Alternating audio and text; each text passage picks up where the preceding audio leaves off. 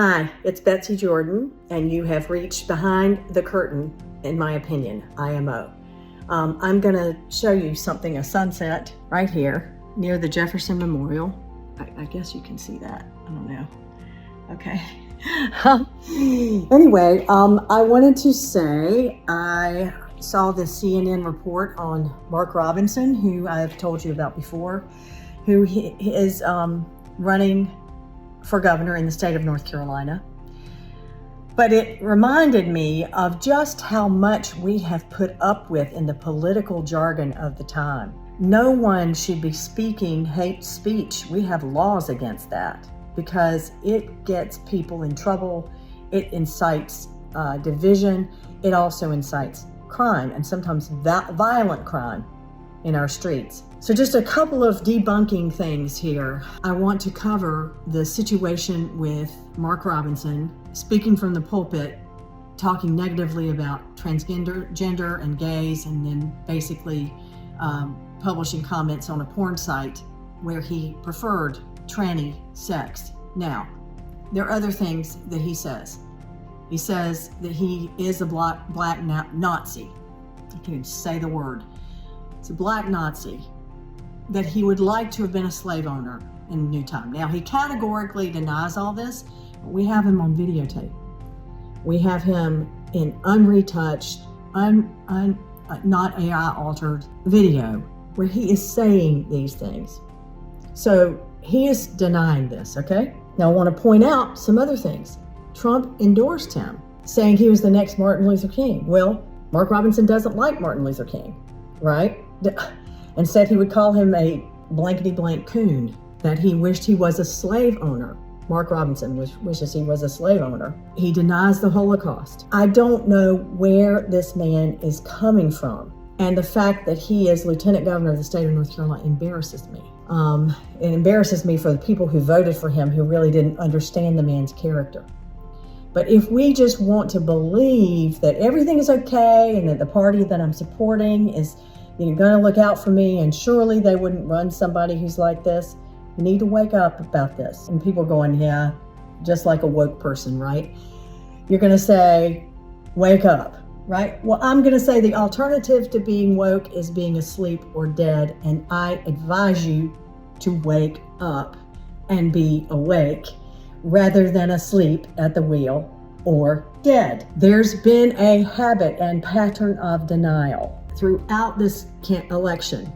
And the denial is from the Republicans who don't want to be associated with Project 2025, who are trying to say that there was disaster that struck with the economy. Well, no, the economy is stabilizing. Prices are coming down.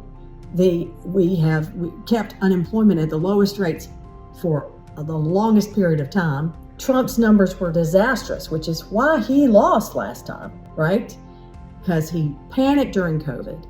The economy tanked. There were people being carted off in refrigerated cars. We would have the same level of casualties as we had at 9/11 every day from COVID. So the denial is that the economy, what the party line is that under Trump we had a better economy. That's not true.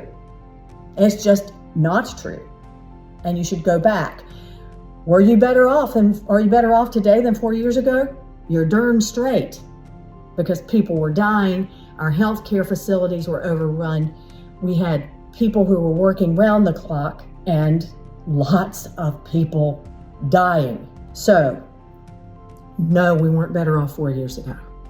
And yes, we are in a much better situation right now with what this administration has done.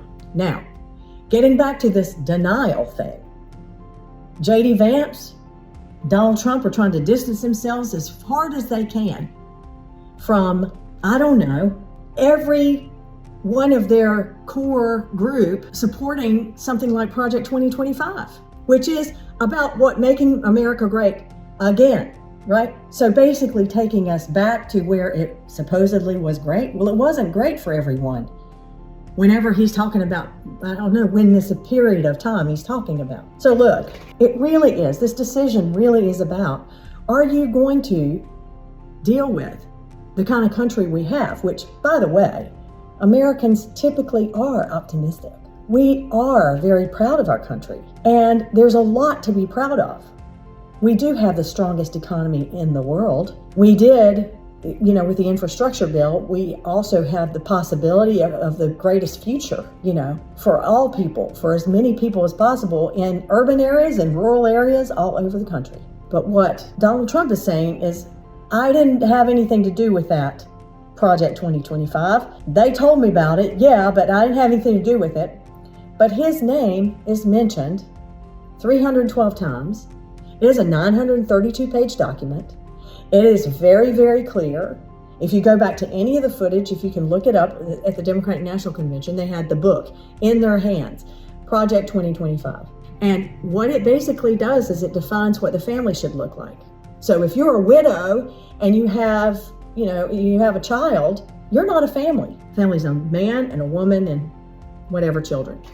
Pretty soon it'll be 2.5 children, and I guess they'll have to cut a child in half. I'm sorry, that's a pretty extreme thing to say, but what I'm saying is that it is a manifesto of what the Republican Party wants to do in 2025. Trump cannot distance himself from it, because this is the thing. He can say whatever he wants to say, and he can say he's for IVF, he can say he's for a wall at the border, he can say he's for stricter immigration laws. He can say he's for deporting people. But this is the thing. He cannot say that when he gets into office that the people who have drafted that Project 2025 or who have supported his appointment of the most conservative Supreme Court justices, who really are in trouble now because their rulings have been blatantly partisan. His denial of all of this stuff won't fly.